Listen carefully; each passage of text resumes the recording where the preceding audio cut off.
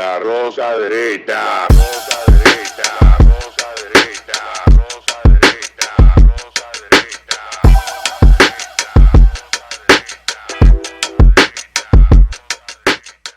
Este programa contiene 3 personajes únicos y vulgares. Sus opiniones son totalmente individuales y ofensivas y debido a su contenido... Y bienvenidos a La Rosca Derecha en esta entrega de esta semana con muchas cosas que tenemos para el día de hoy. Por aquí por Falla Media, ya sabes, dale click en la campanita.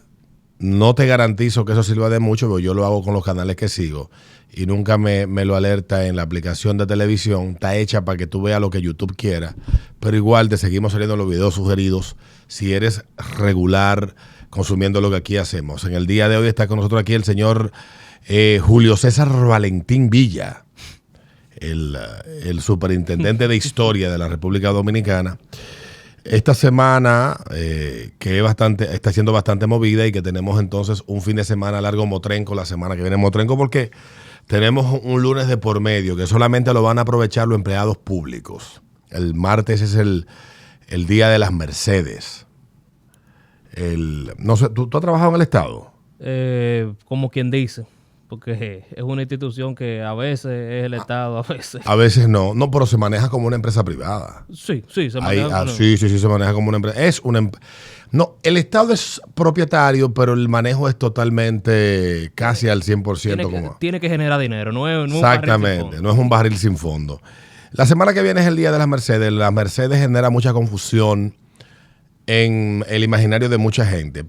Algunas personas, no sé si muchas, si la mayoría o la minoría, confunde a la Virgen de la Altagracia, que es la protectora, y la Virgen de las Mercedes, que es la patrona. La Virgen de las Mercedes cuenta la historia que su aparición se dio en esa zona donde está el Santo Cerro, por ahí, en el Valle de la Vega, que ahora que lo recuerdo, yo con toda la vida yendo por esa zona y nunca he puesto un pie en el Santo Cerro. Me han invitado varias veces, pero tendré que ir un día de esto. Es una experiencia. Se dio una batalla entre un grupo de nativos y un grupo de españoles que andaban por ahí. Esta batalla, alguien se puso de rodillas, oró, apareció la Virgen con el manto. Recuerden que todas estas vírgenes son la misma, que es la Madre de Dios, sí, la Madre de Jesús, la Virgen María. Lo que pasa es que llevan el nombre del hecho, digamos, o el lugar donde aparece, el hecho en el que se ve envuelta o el lugar donde aparece. Yo no soy muy conocedor. Por eso se le llaman, disculpa la interrupción, se le llaman apariciones marianas. Exactamente, gracias.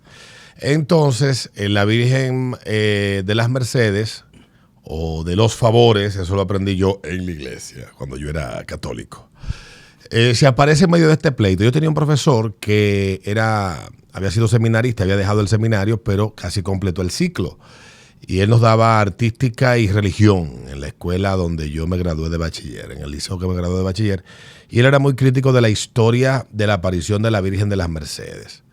Uno se pregunta de si los libros que recogieron en aquella época, si hay alguna documentación de la época o algo de más adelante que recoja el relato, pero mi profesor decía que esta historia de una virgen que en medio de un pleito se aparece porque estos españoles están en desventaja, son protegidos por Dios, estos indígenas que no son conversos, etcétera, aparece con un manto, desvía la flecha y las flechas se devuelven y los mata a todos.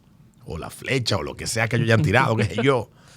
Cuando ven tiraron piedra y están diciendo que tiraron flecha, porque uno tiene tan metido en la cabeza que todos los indios tiran flecha, porque eso se convirtió como un estándar. Si es aborigen, tiene pluma en la cabeza y tira flecha. Esto sí. O sea, no todo, pero esto sí tienen su flechita. No todo, no nuevo, pero esto sí. Esto tenían. Sí. Pero que la historia que recoge o que se ha podido, que está documentada, ¿qué cuenta de la aparición? Porque también está la aparición de la Virgen de la Altagracia en lo que hoy es Higüey, que para que ustedes tengan claro, todo eso antes era el Ceibo. El Ceibo comenzaba en San Pedro. Mira, si una persona supersticiosa te hace una crónica, la crónica va a ser supersticiosa. Lo mismo pasa aquí. Lo mismo que te contó ese profesor, eso mismo te va a aparecer en el registro. Ok. Ahora bien, Pero no- ¿se sabe de qué fecha más o menos o no hay una fecha exacta de cuándo este registro se hizo? Que cuente esta historia. o no, de una esa crónica se tiró y comenzó comenzó esa devoción mariana. Esa devoción comenzó de una vez, esa batalla. Estamos hablando de siglo XVI. Siglo XVI. Siglo XVI. Entonces, desde ese momento, ahí empezó esa devoción. En el pueblo de La Vega, eso es, ya tú sabes. Sí. Forma. El 24 es un día que mucha gente va a cumplir promesa al Santo Cerro. Se transmite por televisión. Los presidentes que hemos tenido, los últimos dos, tanto Danilo como Luis Abinader, han ido en varias ocasiones. Igual que en el mes de enero, yo creo que aquí hay más altagracianos que mercedistas, por mi experiencia, aunque hay muchas Mercedes, Marías Mercedes, Josefina Mercedes, José Mercedes, Juan Mercedes. Creo que debo de revisar lo que estoy diciendo, porque ahora mencionando nombres de gente que conozco y todos tienen nombre o porque nacieron en el mes de septiembre. También. O nacieron en el día o cercano al día 24 o porque sus padres eran devotos de la Virgen de las Mercedes. En el Cibao hay muchos devotos por el hecho de que La Vega es una arquidiócesis bastante grande, incide mucho en la zona de San Francisco, La Vega, Cotuí, Moca, Salcedo. Todo eso era La Vega. Todo eso era La Vega, que todo era el Ceibo antes. Lo único que se dividió de ahí, en La Vega habían 3 provincias, estoy seguro. Una de ellas era Santiago y otra era La Vega. La tercera creo que era Puerto Plata, Sí. si no me equivoco. Sí. Y luego eran 7 provincias que habían. Azua comenzaba. Azua comenzaba pues en Azua y después todo para allá hasta Pedernales. Era Azua. Eso era Azua. Era Azua. Bueno, pues entonces la aparición de la Virgen de las Mercedes junto con la de la Virgen de la Altagracia son las dos grandes apariciones que se dan aquí. En el año 92 el Papa Juan Pablo estuvo por acá. Te contaba una anécdota de que cuando yo era niño y esa visita del Papa Juan Pablo, cuando este país era más salvaje de lo que es hoy en día y 10 veces más supersticioso, la directora del colegio que yo estudiaba nos despachó temprano. El Papa llegó como a las 5 o 6 de la tarde en un vuelo de Alitalia, que era la línea aérea en la que él viajaba por todo el mundo. Y existía la leyenda de que donde un papa visitaba pasaban fenómenos naturales trágicos. Y tú sabes, Radio Bemba, que va a temblar la tierra. No llega el papa. Señores, Dios mío, un país que tenía ya hacía casi 20 y pico años tenía casi más de 20 años con televisión a color. Primero que un montón de países primero que Puerto Rico. Y andábamos nosotros todavía en esa maldita vaina. Tampoco era la primera visita. No era. Había venido en el 79 y en el 84. Sí. Si no me equivoco, el mismo Papa. Sí. Él vino al poco tiempo de ser elevado al trono de San Pedro. Y luego vino cuando el señor... corrígeme ahí si... El del 84 no te la recuerdo. No. Yo sé que el Papa ha venido 3 veces a la República Dominicana. Sí. Y voy a revisar el dato ahora, porque no todo lo tengo en la memoria tan preciso, no tengo un disco duro en la cabeza, puedo equivocarme. Pero sí lo que quiero, lo que estaba planteando es esa diferencia que hay entre lo que es la Virgen de la Altagracia protectora y lo que es la Virgen de las Mercedes, que es la patrona, y cómo se da el origen de esa presencia de ella en la cultura popular dominicana y dentro del santoral dominicano, que inicia exactamente con esa historia que mi profesor era bastante crítico. En este caso, tú sabes que yo soy un tipo que no se decide la diferencia. Para mí no... Tú los puedes rezar cualquiera, son apariciones marianas que te puedo decir. Lo que sí, el origen de la Altagracia, y hay registro de los milagros. Dice que fue una mata de naranja. Fue una mata de algo. Una mata de naranja que hasta se movió, hizo milagro, curó. Y ahí empieza, y de hecho, el santuario de la Virgen no es en la basílica. Bueno, aquí dice que el que se lleva de lo que dice Google se lo lleva el diablo. Pero sí, aquí ha visitado 3 papas. Oye, qué comparación. O sea, qué rejuego de palabras. El que se lleva lo que dice Google se lo lleva el diablo y es del papa que estamos averiguando. Entonces, estos milagros, y esa es la parte que te pregunto porque tú estudias mucho de la historia. Para terminar con la curioso. Disculpa, yo te interrumpí. Para terminar con el dato curioso, la basílica no es el santuario de la Virgen. El santuario de la Virgen es una iglesia viejísima que hay. La de San Dionisio. Es Sí. la iglesia de San Dionisio. Ahí está. Y tengo entendido que hay muchas tradiciones que son de siglos, el de los toros de Higüey, no sé lo que se hace ahora en agosto. No van a la basílica, sino que van a ese santuario. Cuando se hace un recorrido del este, creo que de Atomayor por unos caminos, Sí, creo que sí. hasta llegar a... Hay un documental que hizo si no me equivoco, la familia Iglesias, con una productora de cine que ellos tienen. Ahora se me olvida el nombre, que me disculpen. Yo tuve la oportunidad de entrevistar a la presidenta de la productora y nos contó que los motivos para la gente del este, esta tradición de los toros, no solamente para la gente de Higüey y de Atomayor, sino para todo el este, recuerden que todo era una sola cosa, tiene mucha importancia. Bendecir su ganado.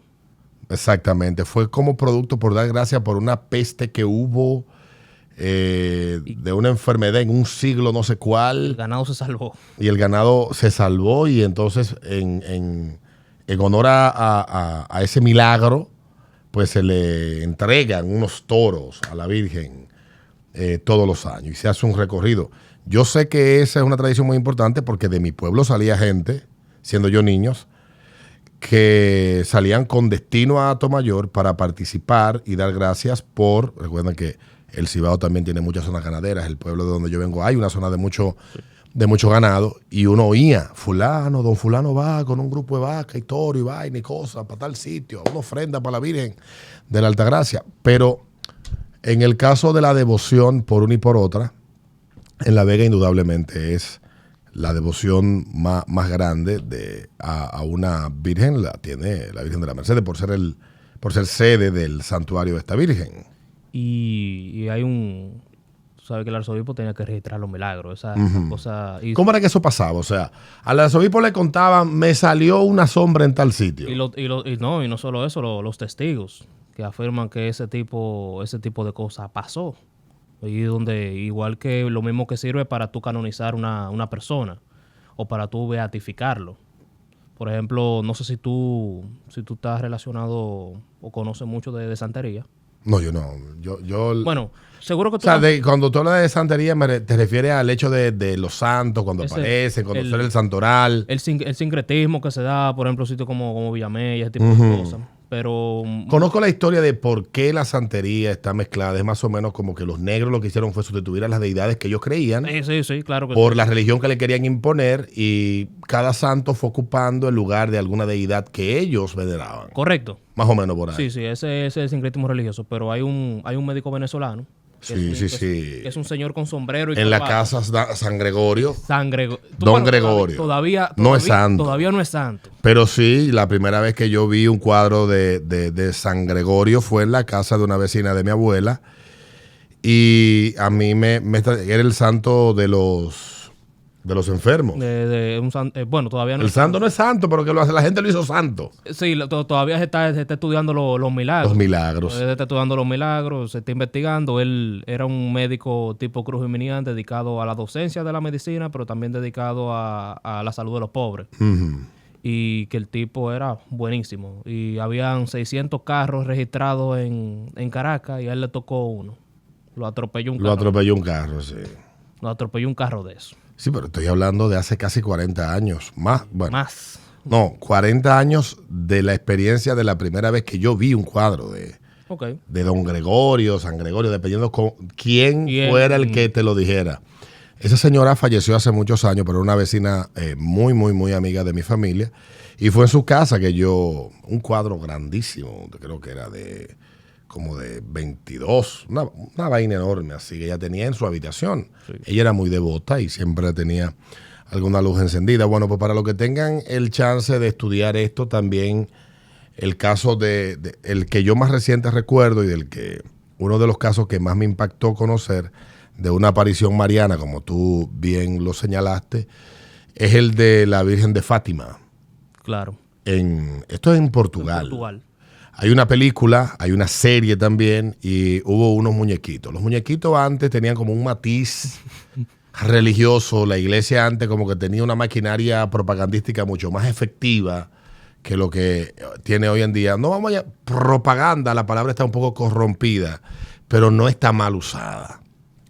El término propaganda no es tampoco un término que yo creo que le han quitado el significado, pero el término correcto es ese. Si tú quieres, podemos llamarlo, estaba más cercado a los medios, tenían una maquinaria mediática más... Mucho más efectiva y sabían defender, claro, era otra época, y defendían como con mucho más gallardía y honor las cuestiones de la iglesia, no tal vez por la cobardía que vemos hoy en día. Pero yendo al caso, no sé si tú has estudiado, pero en México hay un enfrentamiento entre dos corrientes de historiadores. Los que dicen que la aparición de la Virgen de Guadalupe no es como se relató, que Juan Diego no es tal cual lo pintaron, que la aparición de la Virgen no es tal cosa, y otros que señalan completamente lo contrario, que dicen que ese es el relato real, etcétera. Tú señalabas que los obispos tenían que llegar a hacer crónica, o sea, tenían que hacer crónica de lo que había pasado e ir registrando. La cosa es que pero si el que escribe quiere ponerse creativo. Si una crónica, un religioso te va a escribir una crónica religiosa, papa, te va a decir, mira, eso fue una aparición, esto pasó aquí, esto es un milagro. Te lo va a contar como un milagro. Y, óyeme, esas cosas pasan. Mira, hay parte de los registros del arzobispo que tienen con esta protectora, la Virgen de la Altagracia, es del relato de un esclavo que era mudo y estaba cortejando a la hija de un hacendado bastante rico. Él quería enamorarla, su amo le enseñó a leer y escribir y comenzó a enviarle cartitas. Hasta que una ya se quilló y dijo, mira, yo te voy a decir que yo me voy a casar contigo cuando tú hables. Entonces se reunieron en la plaza. El mudo cogió una carta y el mudo habló. Y todo el mundo huyó. Y el juidero se armó. Eso es igual que la historia de Corpus Christi, el perro, el buey y el trabajador. Tú te sabes esa historia, ¿verdad? Yo la he hecho varias veces. Disculpa que me ría, pero... El tipo agarra y sale a trabajar el día jueves Corpus Christi, que es un día de descanso, imagínate. Un día del cuerpo de Cristo. Y este hombre sale a trabajar y el buey en este sol de junio, sol abrasivo, un calor enorme. Y anda el trabajador arando su tierra con su buey y el buey llega, no carajo, oye, esta vaina ni el día de Corpus Christi, dejan uno descansar. El tipo se asusta, suelta el arado y sale huyendo y el perro le cae atrás y corre una cuadra, después 2 cuadras, vamos, el equivalente a 1, 2, 3, 4, 5, 6, 7, 8 cuadras, va corriendo el tipo y el perro atrás y el tipo ya cansado, sofocado, se para de una mata y dice, coño, yo nunca había oído un maldito buey hablar y el perro al lado jadeando, ni yo tampoco. Ahí arrancó el tigre de nuevo. Esa historia era muy popular en mi infancia porque antes, cuando República Dominicana, te repito, era mucho más primitiva, los días como que se guardaban más. Evidentemente nos hemos modernizado y somos más urbanos. Antes, cuando éramos más rurales, era diferente. No solo eso, te nombraban por el almanaque. No, gracias a Dios que a mí no me nombraron por el almanaque. Tengo tíos que sí le tocó. Y tengo tíos que lo hicieron con sus hijos. Mi mamá fue un poco más moderna y ella idealista al fin y qué sé yo, y un poco calenturienta, veía muchas novelas y se enamoró de un actor y no endilgó el nombre a 2 de los 3 hijos que ella tuvo. A mí me puso el nombre del actor y a mi hermano el segundo nombre. Pero si no, yo me llamara Pedro. Mi abuela nació el día de San Isidro, papi. Isidra. Con Y. Demonios. Óyeme qué vaina. Hablando de otras cosas que pasaron en la semana pasada fue el debate entre Kamala Harris y Donald Trump. Ahí, dependiendo la fuente que usted tenga, habrá quienes dirán que Donald Trump ganó el debate, otros dirán que fue Kamala. Lo que sí surgió después de ahí fue una disputa sobre qué tan balanceado fue la conducción del debate. Y yo creo que todos los que vimos el debate podemos decir que los que conducieron el debate mostraron un claro sesgo y una intención de proteger a Kamala Harris frente a Donald Trump. El Donald Trump que vimos en el debate no hay que explicarlo mucho, ese ha sido él toda la vida. Sí. Donald Trump es así. Él tocó un tema que para muchos puede ser, todo lo convierte en racismo y en xenofobia, etcétera. Pero el problema que ha enfrentado con la inmigración descontrolada a Estados Unidos en estos últimos 4 años, y uno no termina de entender por qué el Partido Demócrata ha puesto en práctica esta política prácticamente de abrir las puertas de la frontera sur de Estados Unidos a todo el que quiere entrar.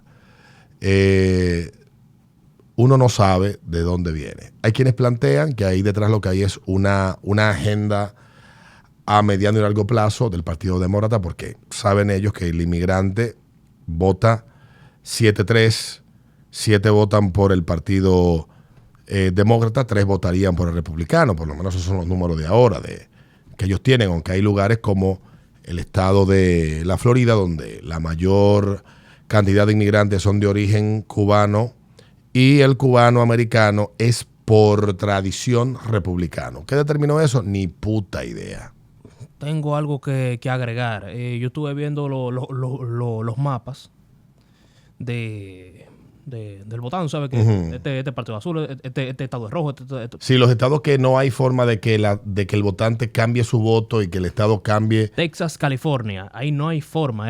California azul, toda la vida. Aunque Texas está cambiando en las últimas 2 décadas y posiblemente más adelante termine siendo un estado nuevamente azul, porque Texas era demócrata cuando los demócratas eran los portaestandartes del racismo, las leyes de Jim Crow, y habían provocado la guerra de secesiones sí. en el siglo XIX. Sí, no, eso sí, en ese tiempo California era republicano. Era republicano. Entonces, pero hubo un tema y es que los cubanos de Miami votaban demócrata antes de Obama. ¿Qué pasa? Es una teoría, no me lo cojan así. Pero Obama fue de estos presidentes que decidió acercarse a Cuba. Y por algún momentito se puso de verdad que podría darse Cuba libre. ¿Qué pasa? Muchos cubanos de Miami se nutren de que Cuba siga así. Tienen un negocio con que Cuba siga así. Así que al momento que un presidente demócrata pondera que Cuba establece relaciones con Cuba. Establece relaciones con Cuba. Pero también él levantó una una orden ejecutiva de Clinton que era pie seco, pie mojado, o pie mojado, pie seco, que era inmediatamente un cubano pisaba Estados Unidos, tenía acceso inmediato a una residencia y a un estatus dentro de Estados Unidos. Ahora es distinto, sí. Es un poco más burocrático. Sí. Entonces, ahora Florida es rojo. Pero yo estuve viendo los mapas para atrás. Sí, Florida ha votado en los últimos 25 años, ha pendulado para un lado y para el otro. Pero allí ganó Obama 2 veces, ganó en el año 2008, ganó en el año 2012, ganó Bush las 2 veces que fue como candidato a la presidencia, si no me equivoco, en el año 2000, que fue el de la disputa que lo decidió la Suprema del Estado, y ganó nuevamente en el año 2016 el Partido Republicano con Trump en la boleta, y en el 2020. O sea, ciertamente y todavía con una ventaja más amplia en el 2020 de lo que lo hizo en el 2016. Pero lo que se vio en el debate, y fue con lo que yo me quedé, porque yo vi mucha gente celebrando, contando los pollitos antes de que la gallina, solamente porque el gallo la pisó, sin saber cuántos huevos va a poner la gallina, si ciertamente la gallina va a poner huevos, si fue fecundada, no. Todo el mundo dijo que Kamala Harris barrió con Donald Trump. Ciertamente Donald Trump tiene un problema que lo trae desde los primeros debates dentro del Partido Republicano. Él, en el tema de debatir, hay que entender a Trump para que la gente... Debería alguien escribirse un libro que diga Pensando como Trump. Trump es un tipo que ha tenido mucho éxito empresarial, ha sido un emprendedor, es un tigre con una personalidad dominante, un tipo muy firme, estoy hablando de forma objetiva, de un carácter firme, un gran negociador, y eso no lo digo yo, eso lo reconocen quienes han trabajado con él desde que viene Totalmente. en sus emprendimientos inmobiliarios. Por tanto, Donald Trump, es difícil que un tipo con esta personalidad se siente a dejarse llevar por lo que un asesor o un coach de algo le diga. Él está convencido que él tiene el toque, que él está predeterminado a ciertas cosas y que él sabe muchas otras. Si tú te fijas, el entorno de Trump se fue desmoronando a partir de que él ganó la presidencia, pero solamente pudiéramos decir que hemos podido ver a Trump que se dejó guiar casi al 100% en su primera campaña, entre el 15 y el 16, que tuvo ahí a grandes mentes, aunque usted no esté de acuerdo con ello, Roger Stone, Steve Bannon. Aunque usted no esté de acuerdo con las ideas de esa gente, son mentes brillantes. Y otro grupo de gente mucho más grande. Él se terminó peleando con mucha de esa gente por su carácter. Y yo vi a un Trump que aunque estaba defendiendo sus ideas y sus propuestas, estaba enfrentando a una mujer que a mí me lució que ya le pasaron un chivo, me lució mucho más preparada y mucho más en control del escenario, algo que Trump no tuvo. De hecho, si tú te fijas o ves más de cerca los videos, a Trump le sudaba la cara. O sea, el tipo estaba estresado porque estaban pasando dos cosas. La primera, él terminó encojonándose porque Kamala dijo, este tigre lo que lo saca de control es que se metan con las cosas que afectan su ego. Que la gente se va de sus mítines o que sus mítines son pequeños. Eso afecta el control mental de Donald Trump. Él se descontrola cuando tú le atacas eso. Y otra cosa es que tú ataques cuestiones que son para él muy importantes. Y eso lo puso a la defensiva. Si le sumas esa estrategia llevada a cabo por Kamala Harris y tú le sumas que los dos conductores del debate nada más le faltó irse al podio con Kamala, pues entonces el tipo estaba enfrentando 3 contra 1. Esas dos cosas lo abrumaron. Y sumado también la carga psicológica que tiene de un hombre que ha estado en constante ataque por aproximadamente 10 años. No cualquier tipo de ataque. Yo no recuerdo, no sé si ha habido otro político, no lo hay en los últimos 50 años, que haya recibido de forma sistemática, constante y sin ningún tipo de justificación una mayor cantidad de ataques, vilipendio, descalificaciones, señalamientos, etiquetas, etcétera. Yo no lo entiendo. Tiene que ser que o él es el compromisario del rompimiento con una narrativa y una hegemonía de algún tipo y por eso lo combaten tanto, o porque no es tan malo como él dice. Porque de ser tan malo como él dice, no habría sido la estrella que, y como dicen, no habría sido durante tanto tiempo el amorcito de la vida del establishment mediático y de Hollywood de Estados Unidos, pero también de la clase política, tanto demócrata como republicana. Eso el que tenga un chin de cabeza debe de recordar que Trump metía decenas de millones de personas a ver su programa en NBC, The Apprentice, a principios de los 2000. Sí. Y fue un programa que le devolvió a él mucho esplendor que había perdido por una serie de proyectos económicos y empresariales fallidos que él tuvo. Lo que pasa es que Donald Trump, antes de sus aspiraciones políticas, era un tipo bastante cosmopolita. Era el tipo que hacía negocio con quien sea. Aquí vino, de hecho, y vendió un farallón completo ahí en Capcana en el 2003. Era el tipo que te hacía cameos en películas. El tipo que te hacía anuncios. Era el tipo que, el magnate rico, fiesta y bien. Amigo de Titiri Mundati. La cosa es que cuando tú rompes con el establishment, por el lado que sea, pues te van a atacar mucho. Jimmy Carter lo atacaron demasiado. ¿Por qué? Pero Jimmy Carter fue un presidente malo.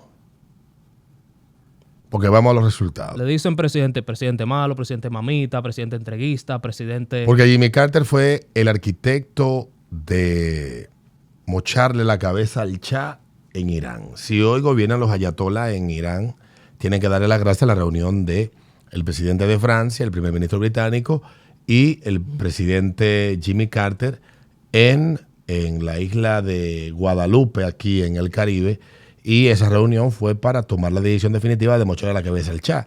Ellos entendían, yo no sé, con la historia que traían ya los americanos, con una serie de errores que habían cometido, cómo cayeron en el mismo error de creer, de pensar que el ayatollah, yo creo que era Khomeini el primero, ¿verdad? Porque ha habido dos ayatollas. Todos son viejos barbucos. Sí, pero el primero, el que desde Francia... Yo no lo diferencio, te lo El desde Francia mandaba casetes grabados que se reproducían de manera clandestina y se propagaba el mensaje del ayatollah y esa promesa.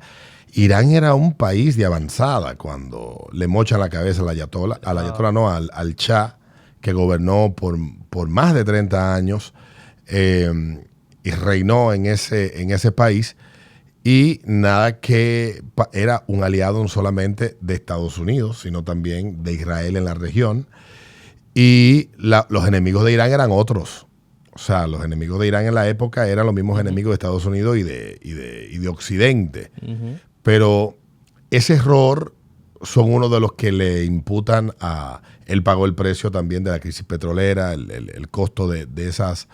De muchas decisiones que tomó llevó a mucho boicoteo de parte de la OPEP, pero también Jimmy Carter se fue de la presidencia de Estados Unidos profundamente derrotado, por lo que consideran mucho un improvisado de la política que fue Ronald Reagan. Ronald Reagan ganó en todos los estados excepto uno en esa elección, hasta en Nueva York ganó. Dice, bueno, Nueva York ganó porque dividieron el voto. Ganó.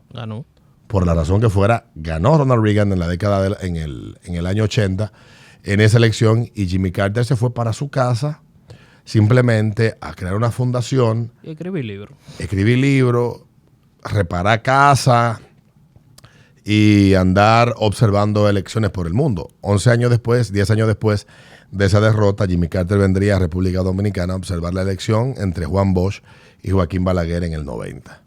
Que dicen que un apagón cambió el cómputo. No sé si tú has escuchado esa historia. Creo que el apagón fue en el 78. No, hubo un apagón antes que el de República Dominicana. No sé si antes hubo apagones. En México hubo un paro del cómputo por un apagón, no sé qué fue. Y Carlos Salinas de Gortari, antes de que eso pasara, estaba perdiendo. Y cuando volvió la luz ya estaba ganando.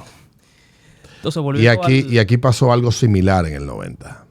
No sé qué tan... Yo tenía 10 años. Pero sí recuerdo el ronroneo. Y Jimmy Carter estuvo aquí observando esas elecciones. El punto con Jimmy Carter, que fue muy atacado, es que Jimmy Carter fue un presidente que, para la memoria de los que vivieron esa época, fue nefasto para los Estados Unidos.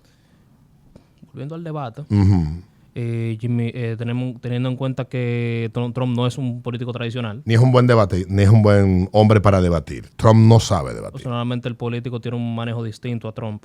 Cuando tú eres un outsider, se le llama, cuando tú eres un outsider se nota. Por ejemplo, mira a Milei es un outsider y se nota. El político tradicional e hijo de político tiene un manejo distinto. En el caso de Kamala, se llevó a su equipo y dijeron encuentra el detonante. Kamala lo encontró. ¿Tú viste A Few Good Men? Esa Few Good Men no es la de... es de un abogado que unos muchachos que de una academia, una vaina... En Guantánamo. Entonces, ¿qué pasa? Él tenía que encontrar el detonante a Jack Nicholson para poder sacarle la verdad. Y era atacarlo por los rangos. Yo soy un teniente, yo te voy a hablar como un igual. A él no le gusta esa vaina. Así que te voy a hablar como un igual. Y eso lo maquinó. Y Jack lo descontroló. Yo recuerdo esa escena de la película. You can handle the truth. El detonante. En el caso del debate, cada quien, bueno, la gente, aquí en República Dominicana hay mucha gente que dice simpatizar con el Partido Demócrata y no sabe decir por qué. Básicamente porque la política en Estados Unidos, a partir de la década de los 90 sobre todo, se convirtió en una cuestión más, en un elemento, el espectáculo se convirtió en una pieza más del debate político. Sí. Aquella aparición de Bill Clinton en el apellido Hall, él tenía un late show, un negro, él, y allí tocó el saxofón, o la irrupción de MTV en participar en el debate entre los jóvenes con también Bill Clinton y otros candidatos a otras posiciones en esa época, pues le dio mucha preponderancia al elemento del show business dentro de la política. Y hay algo que se midió ya y lo hizo un importante banco de Estados Unidos y los resultados andan por ahí. ¿Qué efecto tuvo en la mente del votante lo que vieron el pasado martes 10 de septiembre? Ninguno. No. El debate no cambió nada, No. pero mucho menos el endoso de Taylor Swift a Kamala Harris. Ya no son aquellos tiempos donde una importante figura o la figura del momento endosaba a un político y automáticamente se generaba una efervescencia. El efecto ha sido polarizar más el debate y ya hoy hay muchos deportistas importantes o figuras del espectáculo que dicen mi negocio no es la política. Mahomes, que es un jugador importante de un equipo de la NFL y que es muy amigo de Taylor Swift y de su novio, que también es otro jugador, sí. Pues él en medio de una rueda de prensa le preguntaban porque su mujer había en una historia de Instagram endosado la candidatura de Trump. Y él decía en esa rueda de prensa que él prefería jugar otro rol en medio del debate, que él veía a Estados Unidos muy dividido y que lo que él hacía, lo único que buscaba era unir al pueblo americano en un solo sentimiento, que era el fútbol y a través del juego tratar de unificar a la gente, pero en otro tipo, tal vez que haya disputa o diferencias, pero que no sean tan agrias, tan difíciles como es la política. Y Estados Unidos es un país que está profundamente dividido. Yo escuchaba... Tani, discúlpame, Alberto. Ajá. Patrick Mahomes lo que no quería era dormir en el mueble. O posiblemente... Patrick Mahomes quería dormir en su cama. Sabiendo, no, y que no importa la acera que tú escojas ahora, significa ganarte de enemigo la otra mitad. Sí. Porque lo que hay ahora en Estados Unidos y está pasando, y no viene, Estados Unidos lo que está teniendo ahora el efecto que quizás pasó en otra época y uno ha estudiado tal vez esos capítulos poco, quizás eso fue lo que llevó a la guerra civil de la década del 1860 en Estados Unidos. Pero ciertamente estamos viendo hoy el juego político no trata de gente que tiene visiones diferentes de cómo resolver un problema. No sé si tú lo has analizado de esa manera. Decía un analista el otro día que yo venía escuchando de mi casa a la emisora. Decía, hoy lo que tenemos es políticos, no que se adversan, no que son adversarios ideológicos, sino que son enemigos personales y lo único que buscan es el uno, la destrucción del otro. Y en esa búsqueda de destrucción polarizan y arrastran con ello a una masa que asume sus posturas y esas mismas actitudes y gente que piensa diferente, que tiene visiones distintas políticas, automáticamente entiende que el otro por esa visión distinta ya es un enemigo a destruir. Es correcto. Y si tú te fijas, eso no es que es la primera vez que pasa. Pasó en la Francia de la Revolución, pasó en la Rusia bolchevique, pasó en la España de la Guerra Civil. Tal vez estoy simplificándolo en una frase de 3 segundos. No hay problema. Pasó en República Dominicana en algún punto del siglo XX. Sí. Y los resultados que eso ha dado donde quiera, en Venezuela también pasó y está pasando. El efecto de lo que vive Venezuela es producto de eso que se sembró inicialmente cuando Chávez gobernó. Eran los escuálidos contra los buenos. Los malditos ricos capitalistas contra los pobres, indefensos, trabajadores, socialistas y patriotas. O sea, esa forma tan binaria, esa fórmula binaria de convertir la política, lo único que decía este hombre, lo único que ha llevado donde quiera que se ha implementado es división, destrucción y muerte. Y es lo que vimos el martes pasado en el debate. Allí no se habló someramente de los temas importantes que afectan la vida del ciudadano medio de Estados Unidos y cómo solucionarlo. No, ahí se habló de trivialidades, de cosas mediáticas, de cosas que suenan, de cosas que posiblemente te den un reel de Instagram o un video de TikTok. Posiblemente que lo único que pueda servir es para los seguidores de uno que otro ir a Twitter a decir yo gané o mira este tipo dijo otro o mira a tu candidato le hicieron fact-checking. Que fueron 7 veces que le hicieron 5 o 7 veces a Trump. 13. 0 a Kamala. 13 veces a Donald Trump. Y ya finalmente, para los que quieran quedarse con Trump, pueden votar por Trump. Los que quieran votar por Kamala pueden hacerlo. Igual, yo creo que en el punto que nos encontramos ahora, la fuerza que están empujando el mundo en la dirección que va, que no es la mejor, son tan grandes y tan decididos que es muy difícil que un solo hombre o una sola persona pueda revertir el rumbo que llevan los acontecimientos, no en Estados Unidos. Esto es casi la realidad en todo Occidente.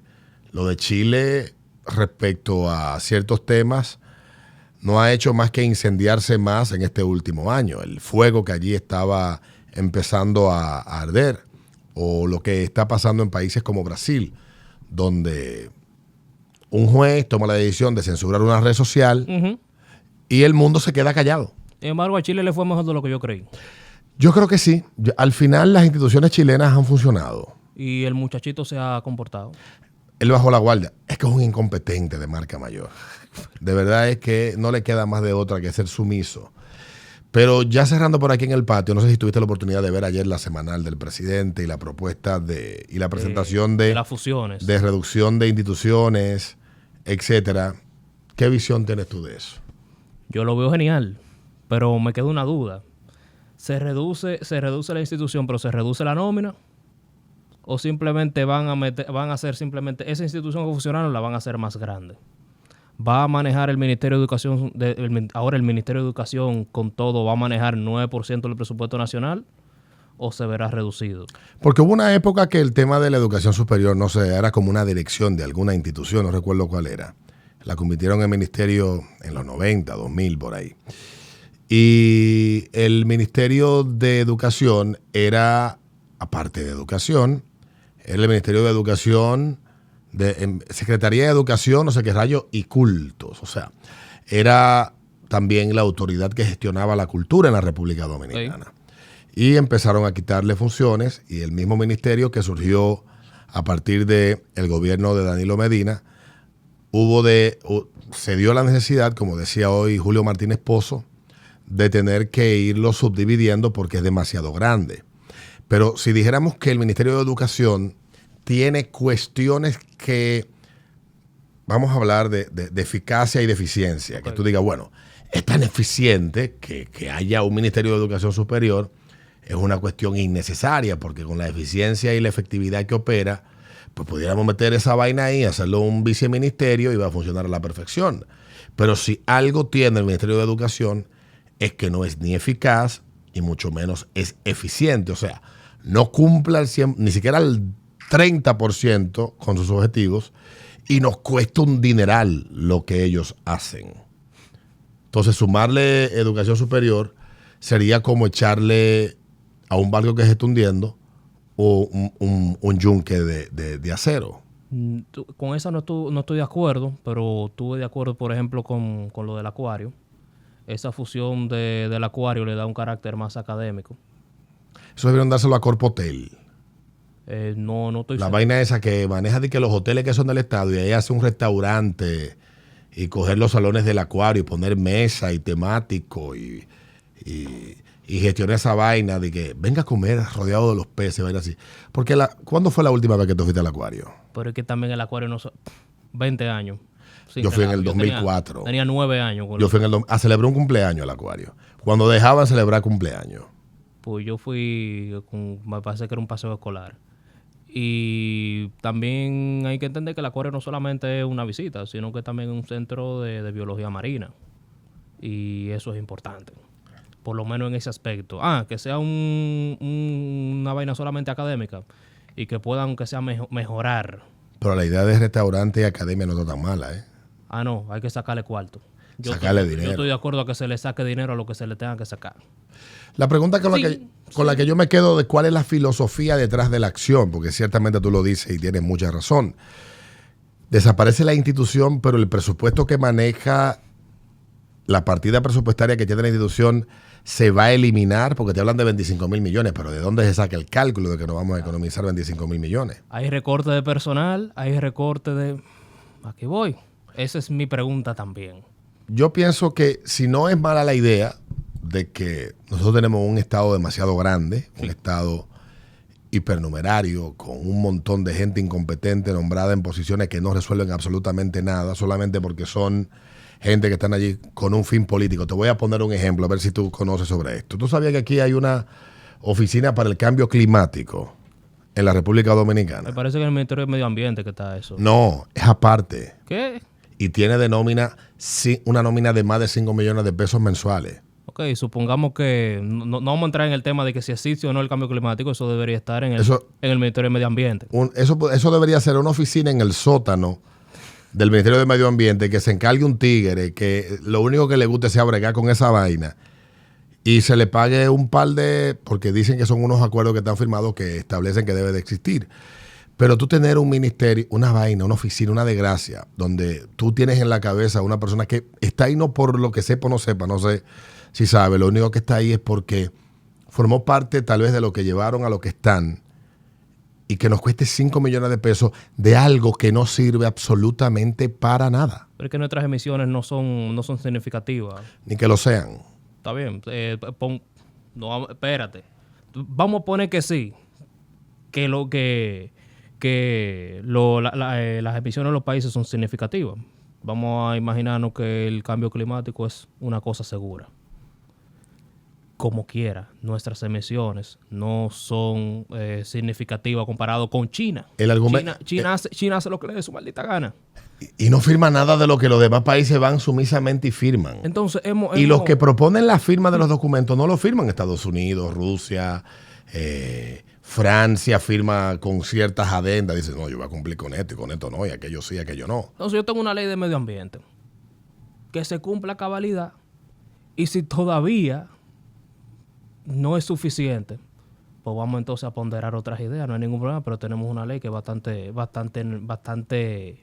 buena. Volviendo al tema de la filosofía, tú sabes que hay varias corrientes. Tú has estudiado un poco sobre el libertarismo. Dentro del libertarismo existen lo que se llaman los anarcocapitalistas, que son estos que dicen el Estado debe de desaparecer. Una filosofía, un pensamiento. Sí. Hay un montón de gente que ha escrito sobre esto, ha estudiado sobre esto, y hay un montón de gente que se ha hecho popular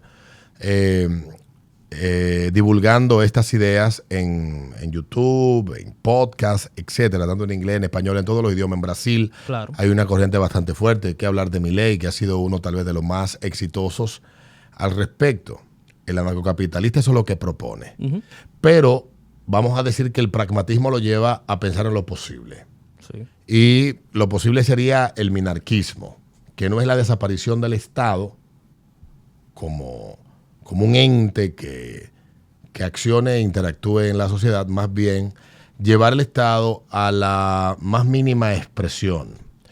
Pero hay un tema cultural que tiene el latinoamericano, que es lo que impide que los estados puedan convertirse en entes pequeños.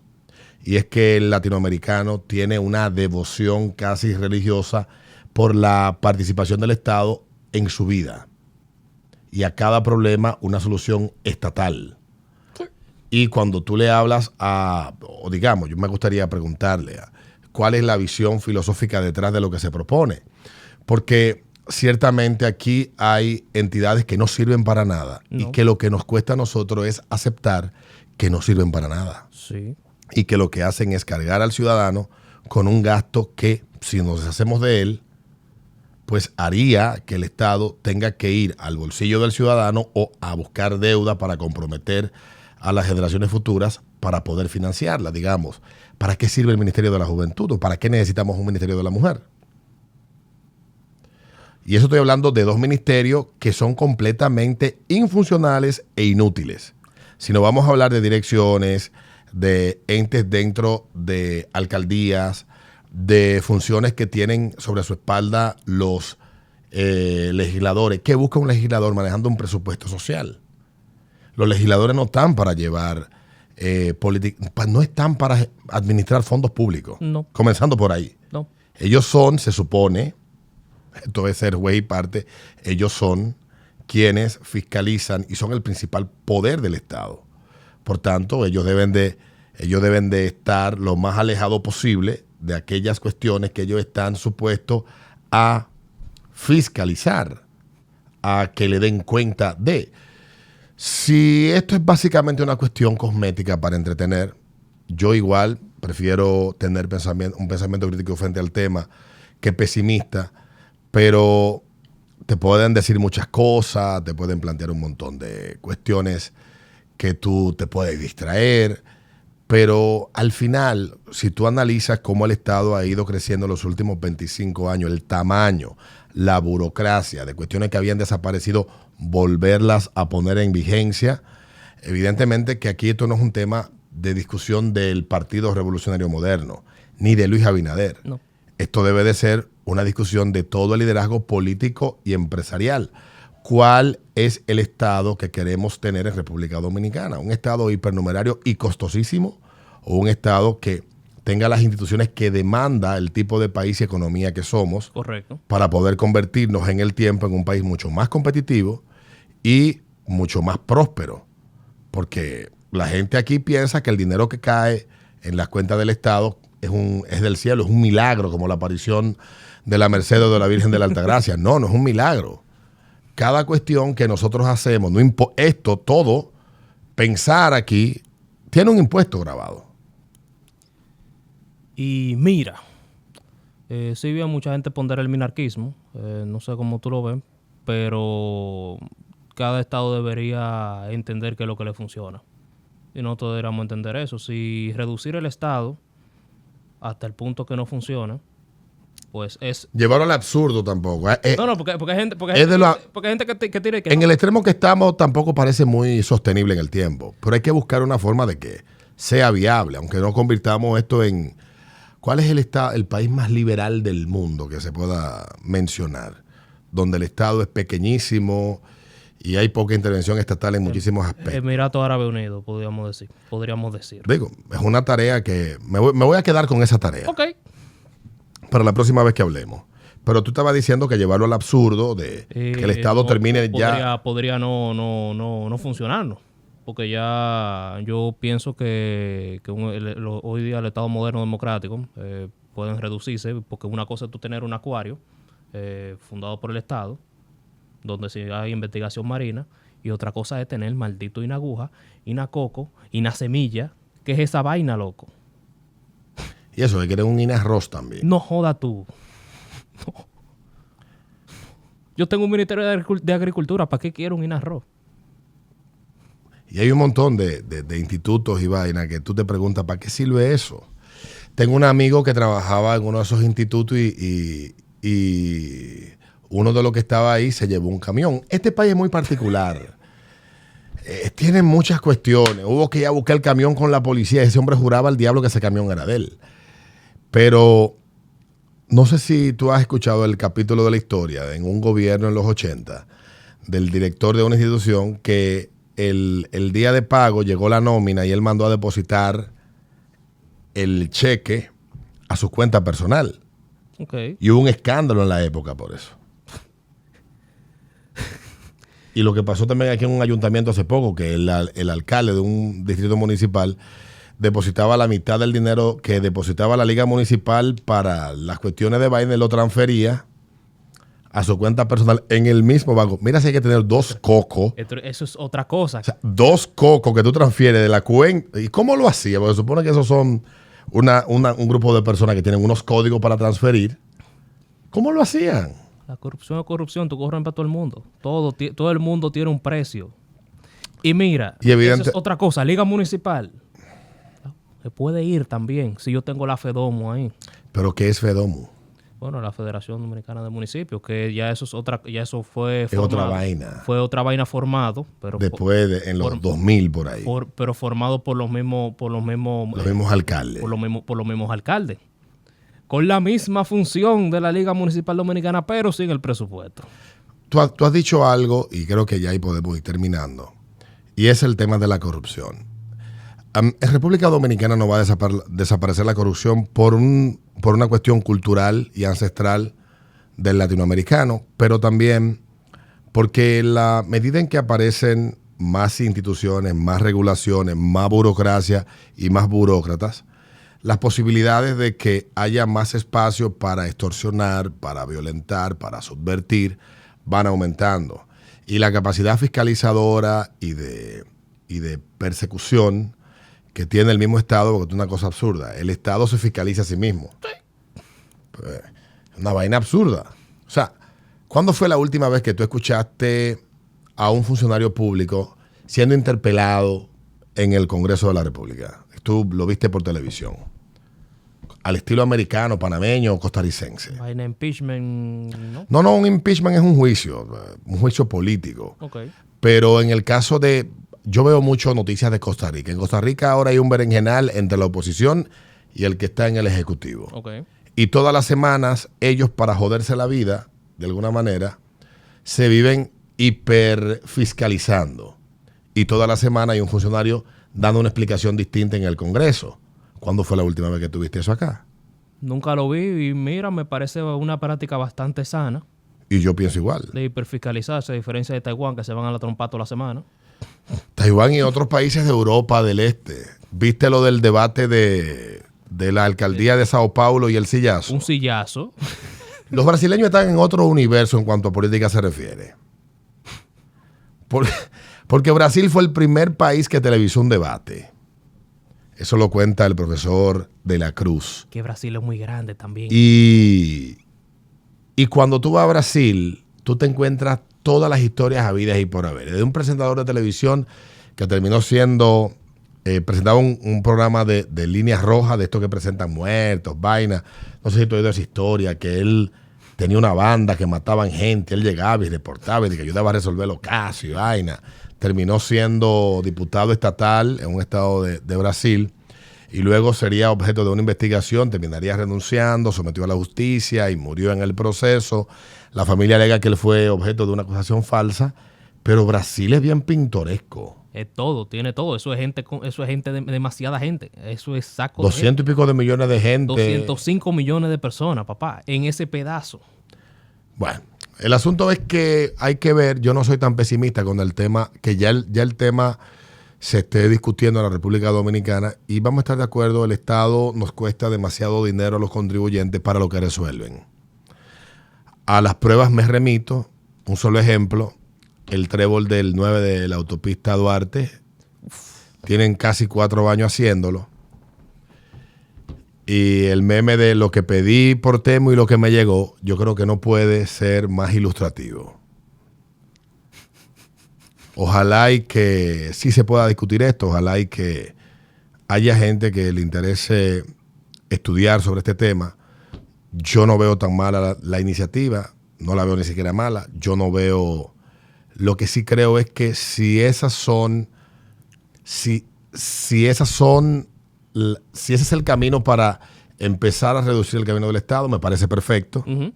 Si esto es solamente una cuestión para distraer, no creo que al final eso va a tener un efecto boomerang, porque la misma gente dirá, ok, está bien, tú me metiste a esta institución dentro de la otra y antes a mí me tomaba un proceso 5 días, ahora me toma 5 meses.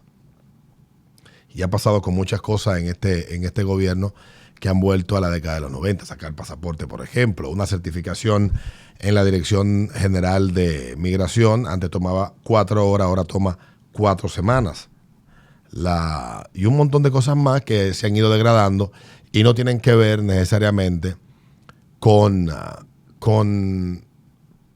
que esas instituciones existan, sino de que hay a veces personas que llegan a la posición y tienen la necesidad de poner a gente a cumplir con alguna función, crear una burocracia que no es necesaria.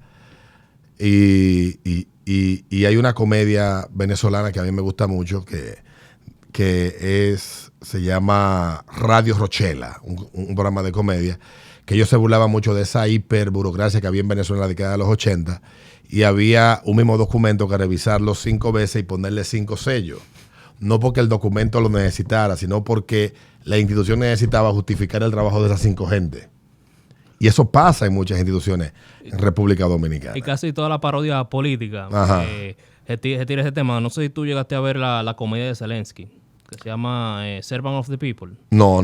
Antes de ser presidente, él hizo una comedia de ser presidente, donde él, por un video que lo grabaron, hablando sobre el gobierno, sus estudiantes lo suben a las redes y lo candidatean él. Él no hizo y ¡pum! Sí. Y usted es presidente. Entonces, Yo vi la biografía de Zelensky, cuenta eso, pero nunca vi la comedia. Ok, la comedia tiene un humor muy de Ucrania. Es heavy los primeros 2 o 3 episodios, pero después uno no le llega a muchos chistes porque es una vaina muy de Europa del Este.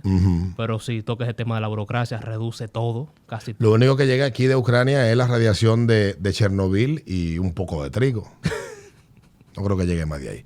Y un chin de corrupción. Bueno, ahí está. Los esperamos la próxima semana. Gracias al señor superintendente de historia de la República Dominicana. No hablamos de la cafetería que cerraron en el Conde. ¿Tú quieres hablamos después de eso?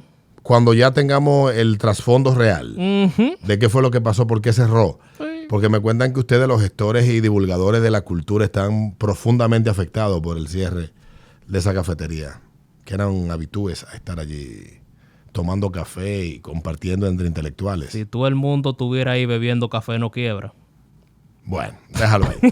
Nos vemos en una próxima entrega de La Rosca Derecha.